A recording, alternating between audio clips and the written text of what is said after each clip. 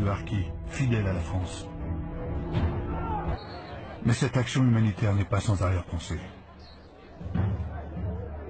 Elle permet de débuter un vaste travail de recensement. Nommer et ficher les individus facilite aussi leur contrôle.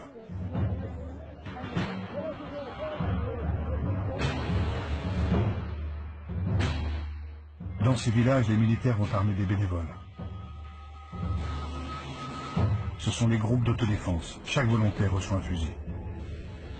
Un simple fusil de chasse. Un fusil et une mission. Interdire toute approche des maquisards de l'ALN. Mais ce village, c'est encore un coin de France. Et comme dans toutes les guerres, l'étendard doit être levé. Fidèles patriotes français pour les uns, traîtres algériens pour les autres. Les hommes de cette armée improbable, et pourtant si fiers, s'engagent sans le savoir vers leur tragique destin.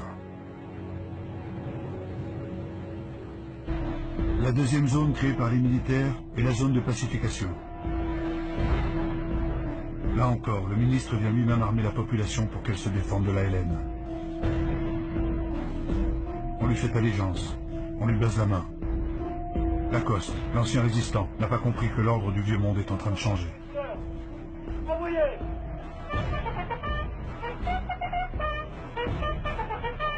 Les Algériens originaires de Mélouza rejoignent leur pays.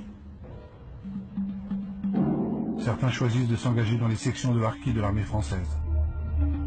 Là encore, caméras et micros fixent et diffusent les motivations de ces hommes en colère.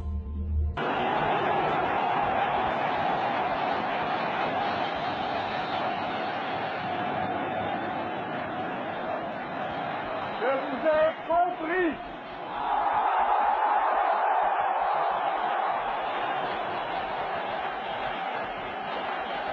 Je sais ce qui s'est passé ici. Je vois ce que vous avez voulu faire.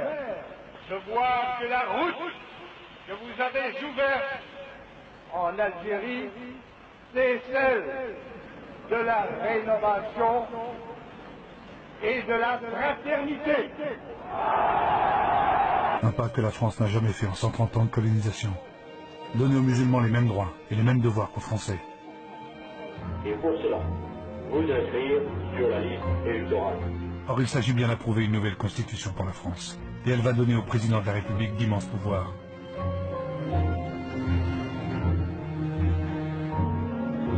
L'évolution, c'est que tous les Algériens musulmans peuvent s'exprimer. La pleine citoyenneté leur est accordée enfin. Et pour la première fois de leur vie, les femmes musulmanes ont le droit de voter.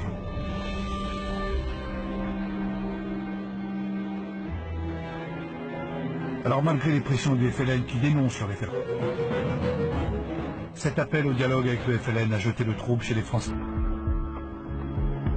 De Gaulle veut concrétiser la paix des braves. Pour cela, il ordonne la libération de 7000 prisonniers du FLN. Et le meilleur chasseur de Français de souche nord-africaine.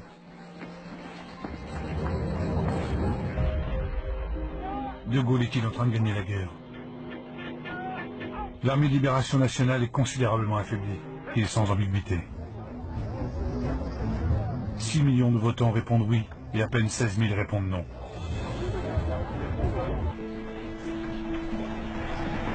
Certains officiers vont réussir à évacuer vers la France les harkis et leurs familles. Ils le savent.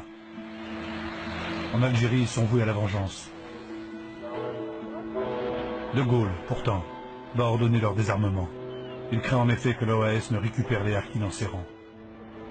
Et c'est un télégramme classé secret, signé par le ministre de l'Algérie qui interrompt les évacuations. Demande à haut-commissaire de rappeler que toute initiative individuelle tendant à installer en métropole des Français musulmans sont strictement interdites. Aviser tout chef SAS et commandant d'unité. Après l'indépendance, des dizaines de milliers de harkis vont être massacrés par le FLN, qui les considère comme des traîtres. C'est l'une des profondes et douloureuses cicatrices de cette guerre qui s'achève.